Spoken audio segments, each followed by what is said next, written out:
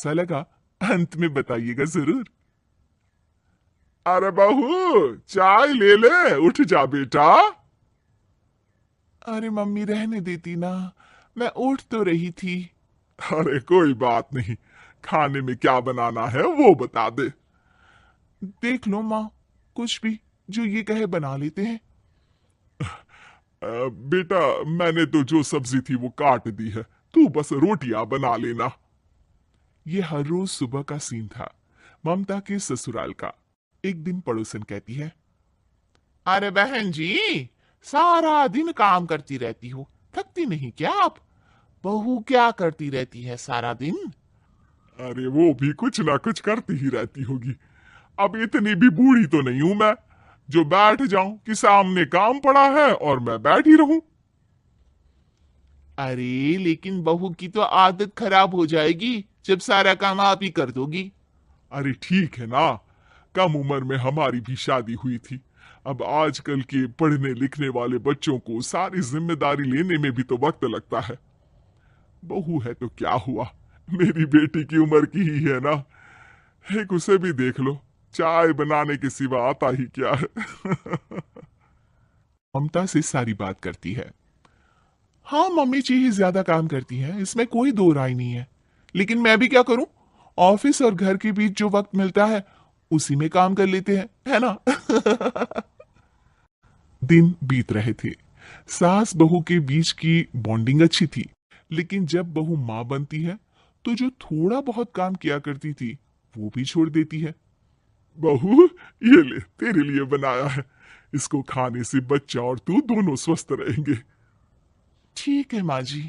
माँ जी, वो बच्चे के लिए गद्दे जो सूख रहे हैं ना छत पर, जरा ले आइए ना। तभी वहां पति आ जाता है। अरे माँ रुको, मैं ले आता हूँ, तुम मेरा खाना लगा दो। माँ किचन में चली जाती है। पता है, बगल वाली डॉली है ना, वो लोग हमारी साइड के हैं। उसकी सास ने तो उसकी हड्डियों को मजबूत करने वाले लड्डू बनाए हैं। उसे भी बच्चा हुआ है ना। पता नहीं मम्मी जी क्या पानी सा उबाल कर दे देती है, मैं तो बस वही खा लेती हूँ। अरे तो तुम्हारे साइड बनता है तो तुम अपनी माँ से बोल दो, वो बना देंगी। आहा, माँ की तबीयत ठीक नहीं रहती, तुम जानती हो ना, कैसे बनाएंगी वो? अरे क्या हो गया सासू माँ को? कल तक तो फेसबुक में किटी की फोटो डाल रही थी। अच्छा अच्छा, चुप रहिए। डॉली की सास ने मनाया है, तुम लोगों का भी तो फर्ज बनता है। तभी वहां सास आ जाती है। ये ले बहू गर्म पानी की बोतल, गर्म पानी पीने से पेट अंदर हो जाएगा। नहीं नहीं माँ जी, गर्म पानी पीने से प्यास नहीं बुझती। अरे पी लेना बेटा, वो बगल वाली डॉली को तो जानती है ना, जो तुम लोगों के साइड की है। तेरे साथ ही उसका भी बच्चा हुआ था। बेचारी का कोई ख्याल रखने वाला नहीं, सारा काम करती है और रात में बस एक लड्डू खाकर सो जाती है। पेट तो लटक ही गया है और बच्चा तो कितना कमजोर सा है उसका। अच्छा माँ, क्या बात है, डॉली की ये हाल है? क्यों मैडम, क्या कहना है आपका? अब पता है मुझे, किसी के पास मेरी सास की तरह सास थोड़ी ना है। नहीं नहीं बेटा, ऐसा नहीं है, मेरे लिए तो तुम सभी मेरे बच्चे जैसे ही हो। ममता को समझ में नहीं आता कि वो सास में कैसे कोई बुराई निकाले, क्योंकि हर कोई उससे उसकी सास की तारीफ ही किया करता था। एक रोज ममता के घर उसकी ननद आती है। अरे भाभी, मुन्नी को तो 6 महीने हो गए, आप अभी भी बेड पर हो। आ गई है आप? कैसी हैं बुआ, बच्चा होने के 6 महीने बाद आई हैं आप? भाभी अमेरिका दूर है ना, तो वक्त लग जाता है। अब इनकी छुट्टी अभी थी तो सभी आ गए। वैसे माँ कहाँ है? थकी हारी सास बेटी को देखकर खुश हो जाती है। माँ, इस बार तेरा वीजा तैयार है, मेरे साथ चलने को तैयार रहना। हाँ हाँ बेटा, मैं तैयार हूँ।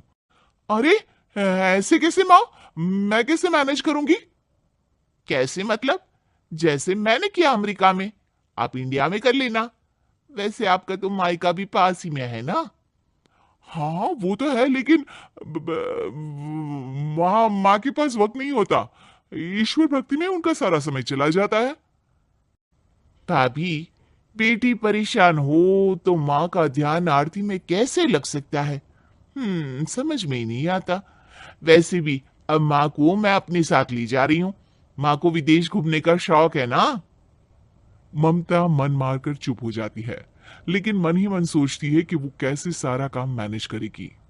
पति का खाना, नाश्ता, मुन्ने को नहलाना धुलाना, फिर रात भर इसके लिए दूध तैयार करना। माँ तो सारा काम करती थी। हे भगवान, ना भाई ना। क्या हुआ भाभी? क्या सोचकर ना भाई ना कर रही हो? अरे कुछ नहीं, बस बच्चे के बाद से ही कमजोरी ज्यादा हो गई है ना, तो अचानक से बड़बड़ाने लगती हूँ मैं। अगले दिन ममता अपनी माँ को फोन करती है। राधे राधे। माँ मैं क्या करूं, मेरी सास तो अमेरिका जा रही है बेटी के पास। अब घर का सारा काम, बच्चा, सब कैसे मैनेज करूंगी। तू आ जाना माँ कुछ महीनों के लिए मेरे पास। अरे ना ना ममता, मेरे बस की बात नहीं है काम धाम। अरे तू तो जानती है ना, मैंने तो तेरे भाई की शादी भी गरीब गांव की लड़की से इसीलिए ही की थी कि वो चुपचाप घर का सारा काम करे। वैसे भी अब तो आदत भी नहीं रही मेरी काम करने की। ममता को माँ पर बहुत गुस्सा आता है। ठीक है माँ, देख लूंगी मैं, लेकिन मेरी मुसीबत के वक्त आप मेरा साथ नहीं दे रही है। अब भूल जाना मुझे। ममता गुस्से में आकर फोन रख देती है और रोने लगती है, लेकिन बेचारी करे भी तो क्या। अब सास और ननद दोनों घर का काम करती। नेहा आराम करती, लेकिन अब आराम में भी उसे चिंता रहती। और फिर वो दिन भी आ जाता है जब ननद का जाने का वक्त आ जाता है। भाभी मैं जा रही हूँ, अपना और मुन्ने का ख्याल रखना। ममता सास को देखती है और गले लगकर रोने लगती है। माँ जल्दी आ जाना। सास मुस्कुराकर कहती है, कहां से ममता, मैं कहीं नहीं जा रही। मैंने देखा कि मेरे जाने की बात से ही तू परेशान हो गई थी, इसीलिए मैंने अपना जाना कैंसिल कर दिया है। तू चिंता ना कर, मैं तेरे साथ ही रहूंगी। ममता को अपनी माँ की बात याद आती है कि कैसे उसके कहने पर भी ममता की परेशानी को समझने की बजाय उसने मना कर दिया, जबकि सास ने बिना कुछ कहे बहू की समस्या पढ़ ली। हाँ माँ, हम सब साथ चलेंगे बाद में दीदी के घर, अमेरिका। आज से आप रानी बनकर रहना और मुन्ने को देखना। मैं समझ चुकी हूँ कि मेरा फर्ज क्या है।